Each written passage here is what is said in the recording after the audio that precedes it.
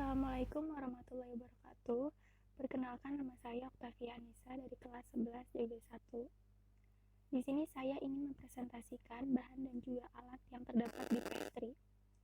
Poin pertama, saya ingin menjelaskan bahan pastry terlebih dahulu.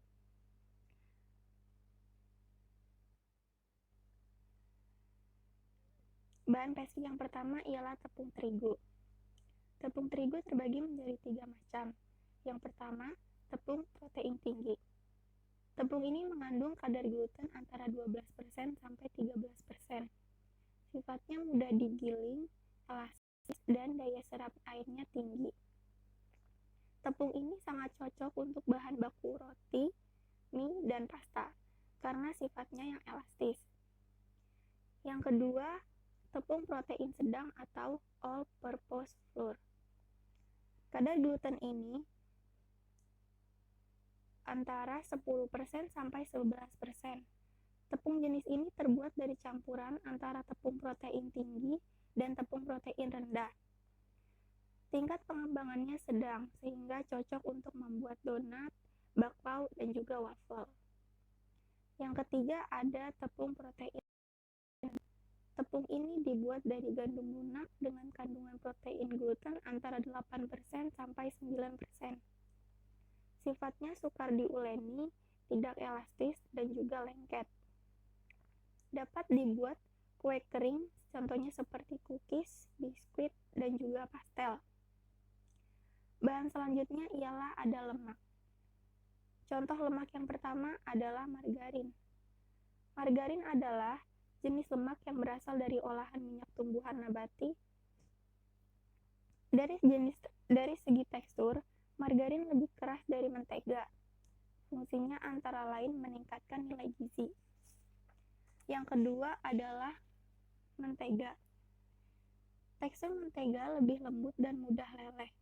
Aromanya harum alias wangi karena terbuat dari susu. Warnanya lebih pucat dari margarin. Untuk mentega, biasanya ada jenis salted dan juga unsalted. Yang terakhir dari lemak adalah minyak. Bahan ini berasal dari lemak tumbuhan atau hewan yang dimurnikan dan biasanya berbentuk cair pada suhu kamar. Minyak dapat dimanfaatkan sebagai pengganti mentega dan margarin pada pembuatan kue. Berikutnya adalah susu. Susu adalah suatu emulsi dari bagian-bagian lemak yang sangat kecil dalam larutan protein, cair gula, dan mineral-mineral. Umumnya susu digolongkan menjadi 3 golongan, antara lain susu murni, susu kental, dan juga susu kering. Hasil olahan susu antara lain seperti krim, keju, susu bubuk, dan juga susu evaporasi. Dan juga bahan pastry terakhir atau berikutnya ada gula. Gula diperlukan dengan fungsi utama adalah sebagai gluten, sehingga cake yang dihasilkan menjadi empuk. Jenis-jenis gula yang sering digunakan dalam produk pastry adalah white sugar, brown sugar, dan juga icing sugar. Bahan pastry selanjutnya adalah garam. Garam disebut juga dengan nama sodium klorida yang sangat berguna bagi tubuh. Garam digunakan untuk membangkitkan rasa lezat pada bahan lain yang digunakan untuk membuat kue. Selanjutnya adalah ragi yang dapat ditemukan di mana-mana. Fungsi ragi yaitu untuk mengembangkan adonan. Ragi berasal dari keluarga fungus bersel satu dan memiliki ukuran sebesar 6-8 mikron. Selanjutnya ada telur. Telur merupakan bahan pastry penting dalam pembuatan kue atau roti. Telur yang dipakai pembuat kue umumnya ialah telur yang segar, baik itu telur ayam kampung, ayam ras, ataupun bebek. Yang terakhir bahan pastry ada air. Air merupakan komponen penting dalam bahan makanan.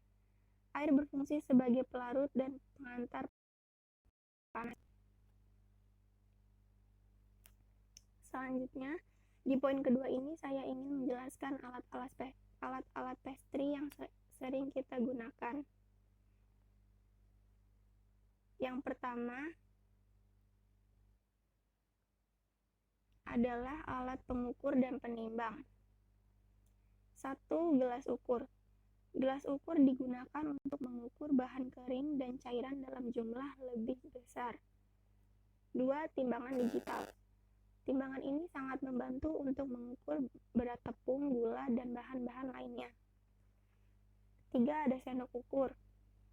Sendok ukur digunakan untuk mengukur bahan kering dan cairan dalam jumlah kecil.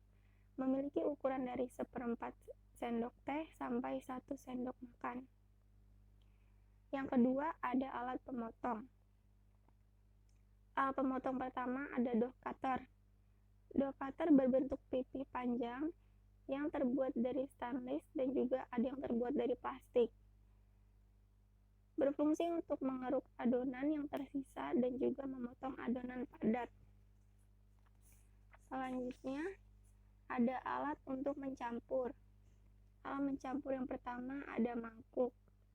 Mangkuk digunakan untuk mencampur bahan-bahan. Tersedia dalam berbagai bahan seperti kaca, stainless, dan juga plastik. Kedua ada balon whisk. Balon whisk dipakai untuk mengocok telur dan juga krim.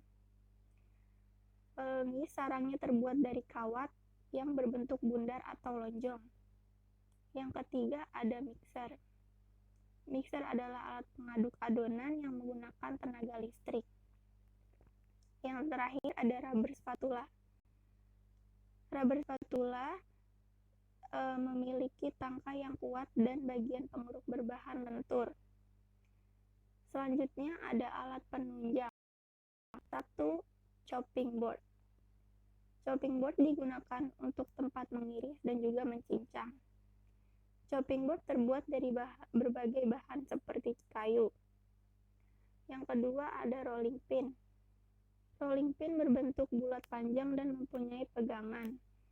Digunakan untuk menipiskan dan juga meratakan adonan.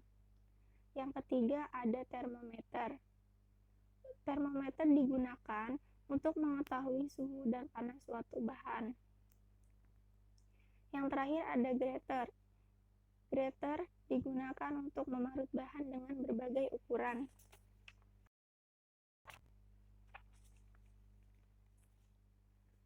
Selanjutnya ada peralatan dekorasi.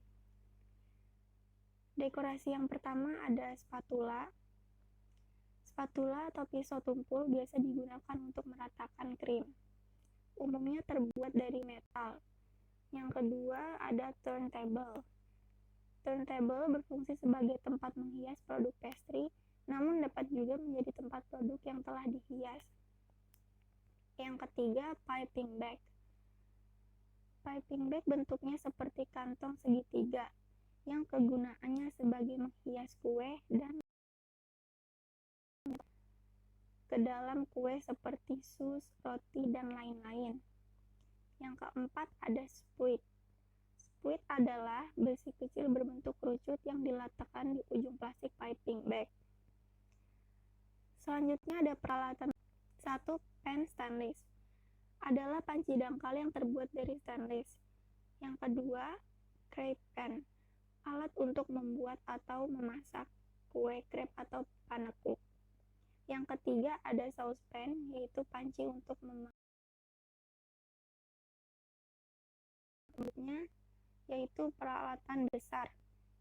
Peralatan besar contohnya seperti food processor, mesin pembuat roti, kompor gas, rak fermentasi, mesin es krim, dan juga lemari pendingin. Yang terakhir ada wadah untuk membakar, yaitu baking tray, oven glove, dan juga aluminium. Sekian presentasi dari saya. Apabila ada yang kurang mohon dimaafkan. Wassalamualaikum warahmatullahi wabarakatuh.